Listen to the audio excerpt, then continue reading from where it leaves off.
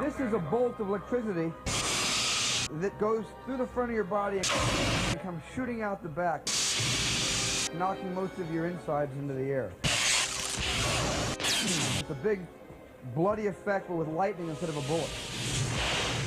I just finished Star Wars, and actually I'd finished Empire, and so ILM had a lot of experience and was really pretty much together in terms of doing special effects. So we had this great facility at our disposal on Indiana Jones to use to create a great environment and make the thing very exciting. It wasn't as special effects heavy as the Star Wars films were, but special effects were just as important in terms of developing the milieu and the story and keeping the action going and making it very suspenseful. And designing how these special effects would work and how they would have to be laid down in order to come out with the finished product was done in a combination between Stephen, George, and everybody at ILM, led by Richard Edlins, our special effects supervisor. We've been doing some experimental set work, miniature. I don't know whether they brought any of that over. No, not yet. Yeah, well, it's not quite successful yet, but I think they can make it work. And then working with the mechanical effects with Kit West, there's a lot of coordination and collaboration here between several different departments to get the final shot. And the whole sequence, the climactic sequence in the movie, was very special effects oriented. And Stephen had this very visual idea about these tendrils going through and what would happen when they would hit a body.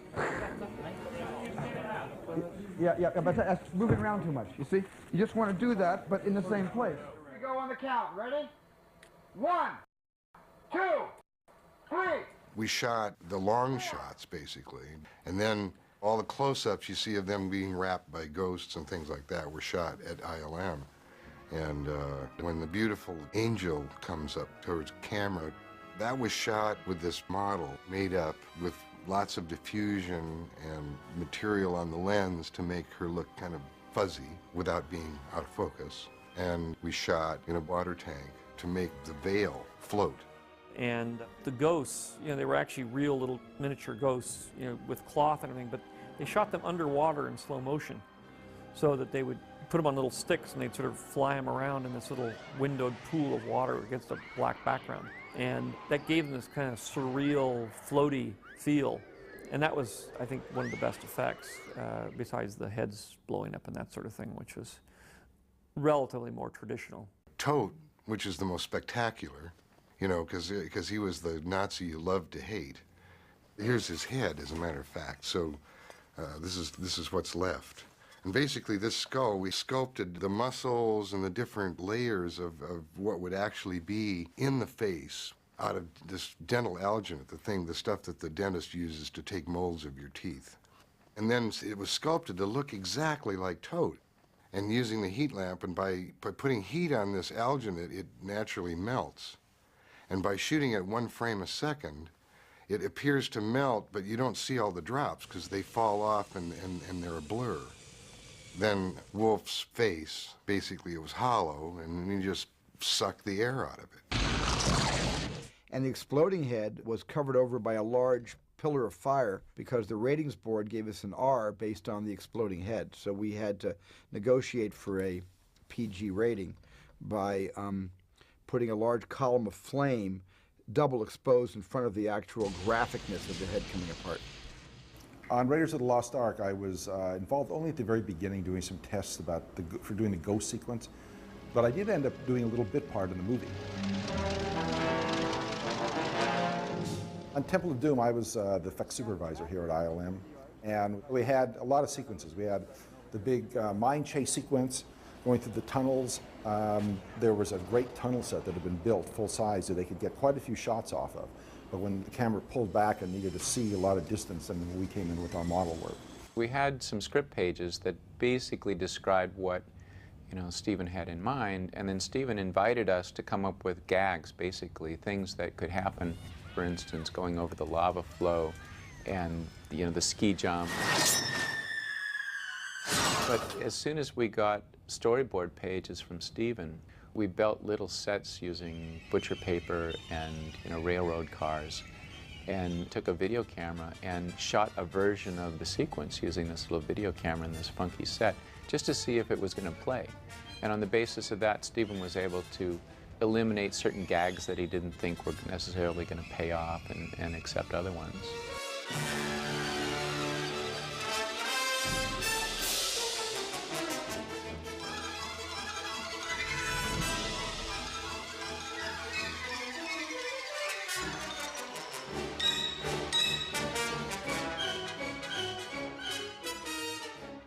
The budget on that film was fairly tight. We didn't have unlimited amount of money by any means. So the construction cost to build our miniature sets of the mine tunnels and everything, I figured out was actually based on how big the camera was. And so what they did is they rigged a regular camera, regular still camera with a motor on it. And taking the back out of the Nikon camera that pulls the film tight and put a movie shuttle in there and run movie film through it instead of still film. And this little camera was on a little mine car just like the other one, and then one would follow right after the other. And it worked great. And that meant because the camera now was only this big, our mine tunnels only need to be this big, like a foot across, and we could actually make them out of aluminum foil. So we just bought a lot of aluminum foil, crunkled it up to look like a mine tunnel, painted it to look like rock, and for $1.98 we got some great sets. And to then move the camera at a fast speed, we had to shoot really at a very slow speed. The camera was shooting 1 frame of film a second, so it was going very slowly along there. And that was fine for all the views looking ahead and looking back where nothing's going on. But there were scenes when you actually saw the characters that had to move.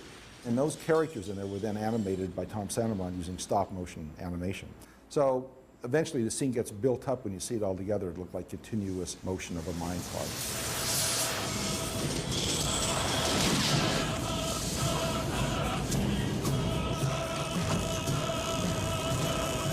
When they get lower down into the pit, we built a half-size model of Kate Capshaw and a half-size one of the Slave, probably about 3 feet long or so, and then put them in a half-size model of the Cage, and then had that actually lower down into our pretend lava.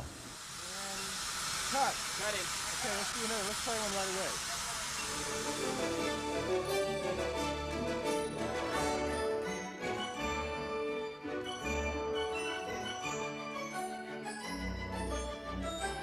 There were a lot of matte paintings in this movie. There's one that we have near the end when the heroes are walking and you see a massive, beautiful city out there. The heroes are actually double shot here in Marin, put into the painting. And coming out in the cliff face and the water suddenly starts pouring out. Some of that is a very large miniature we built, and then painting to go way off in the distance. That was quite an elaborate set we built also. We had a miniature tank probably about 20 feet in the air full of probably 5,000 gallons of water, and a cliff face that we had made, and just had the water come from behind pouring out of this thing, and then shot it at high speed so it looked like it was bigger than it really was.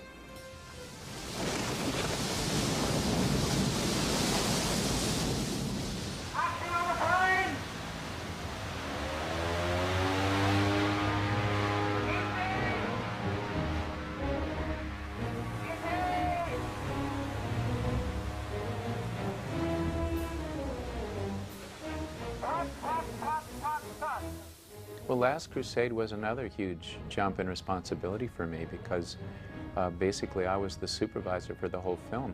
And I was pretty green, I was just a kid. And, you know, that was a challenge. Hey, can we just pull the plane through by itself without the fire, please?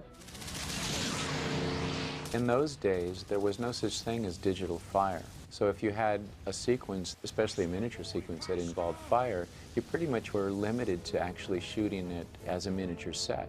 And that's indeed what we did. We had a miniature plane and we had miniature tunnels. And that was actually a pretty huge engineering feat to figure out, you know, how to build the equipment to get the camera and the plane through the tunnel and get all the timing correct so that it exploded at the right place so you had a shot.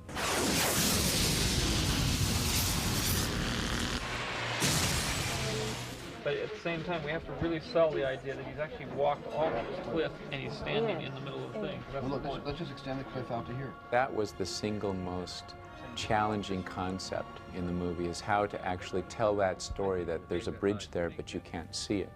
It was sort of like the buck just got thrown to us and big smiles on everybody's faces because nobody else really knew how to do it. And it was a combination of matte painting type of talent on a miniature set And so we built the set with the cliffs and everything, and we built a physical bridge that spanned the gap. And then from a certain camera position, Paul Houston would look through the camera and he would literally paint the bridge so that it blended into the background and was essentially invisible. And Paul's ability to create photoreal paintings that would hold up on the screen was really exceptional. And that was one of the most interesting things ILM did, because you had to show the audience what it was. You know, when everything lines up, there's nothing there. But when you start moving the camera to the right, we show the audience, just in one shot, illustrate to them that there was always a rock bridge to be crossed.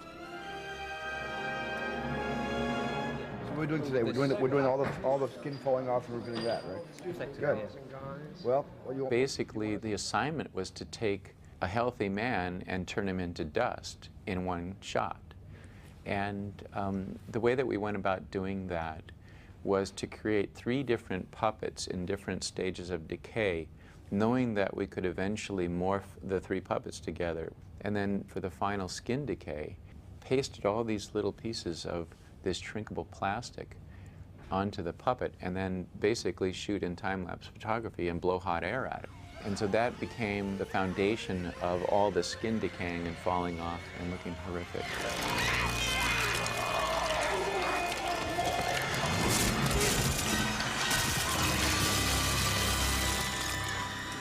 You know, I think a lot of the work we did then, or certainly all the work we did then, was before computers. And so you never had a chance to really fix the last 2 or 3 little things that didn't work, because you were always just trying to get anything that was close to working. One of the reasons that the visual effects in this trilogy really hold up today is that the trilogy itself holds up. It's not a time-dependent story, and it's an adventure that just, you know, captures people's imaginations no matter what generation you're from. And the visual effects really fit into the overall design and the overall idea of those stories.